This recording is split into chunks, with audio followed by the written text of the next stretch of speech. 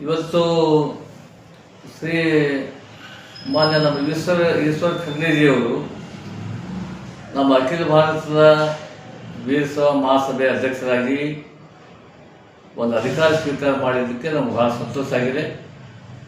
ಅವರು ಅದರ ಧರ್ಮದಲ್ಲಿ ಬಹಳಷ್ಟು ವರ್ಷದಿಂದ ದುಡಿತಾ ಇದ್ದಾರೆ ಮತ್ತು ಅವ್ರ ತಂದೆಯವರ ಕಾಲದಲ್ಲಿ ಕೂಡ ಮತ್ತು ದಿವಂಗತ ಶಾವನೂರು ಶಿವಶಂಕರಪ್ಪ ಕಾಲದಲ್ಲಿ ಕೂಡ ಅದಕ್ಕೂ ಮೊದಲಿಂದ 13 ವರ್ಷದಿಂದ ದುಡಿತಾ ಇದ್ದಾರೆ. ಅವರು ಒಂದು ಉಪಾಧ್ಯಕ್ಷ ಆಗಿ ಪ್ರಧಾನ ಕಾರ್ಯದರ್ಶಿ ಆಗಿ ಕೂಡ ಕೆಲಸ ಮಾಡಿದ್ದಾರೆ, ಅದಕ್ಕೆ ಅನುಭವ ಇದೆ.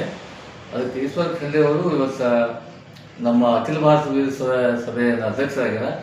ಬಹಳ ಒಂದು ಒಳ್ಳೆಯ ಸಮಯದಲ್ಲಿ ಆಗಿದ್ದಾರೆ ಮತ್ತು ಅವರಿಗೆ ಎಲ್ಲ ರೀತಿಯ ನಾಲೆಜ್ ಇದೆ. ಇವತ್ತೇನು ಗೊಂದಲ ಒಂದು ಸೃಷ್ಟಿಯಾಗಿದೆ ನಮ್ಮ ಒಂದು ಧರ್ಮದಲ್ಲಿ ಕೆಲವೊಂದು ವಿಷಯಗಳಲ್ಲಿ, ಅದಕ್ಕಾಗಿ ಅವರು ಎಲ್ಲ ಬಲ್ಲವರು ಸಲುವಾಗಿ ಈ ಸಮಯದಲ್ಲಿ ಭಾಳಷ್ಟು ಒಂದು ಸರಿಯಾದ ರೀತಿಯಲ್ಲಿ ನಡೆಸ್ಕೊಂಡು ಹೋಗ್ತಾರೆ. ಒಂದು ಅಖಿಲ ಭಾರತ ಮಟ್ಟದಲ್ಲಿ ಆ ಅಧ್ಯಕ್ಷ ಪದವಿ ಬಹಳ ಸೂಕ್ತವಾದ ವ್ಯಕ್ತಿಗೆ ಸಿಕ್ಕಲ್ಲ ಅಂತ ತಿಳ್ಕೊಂಡು ನಮ್ಗೆ ಅನ್ನಿಸ್ತದೆ. ಅದಕ್ಕೆ ನಮ್ಮ ಎಲ್ಲ ಜನರ ಪರವಾಗಿ ಅವರಿಗೆ ನಾನು ಅಭಿನಂದನೆ ಸಲ್ಲಿಸ್ತೀನಿ. ಒಳ್ಳೆಯ ರೀತಿಯಲ್ಲಿ ಮಾಡ್ಕೊಂಡು ಹೋಗಲಿ.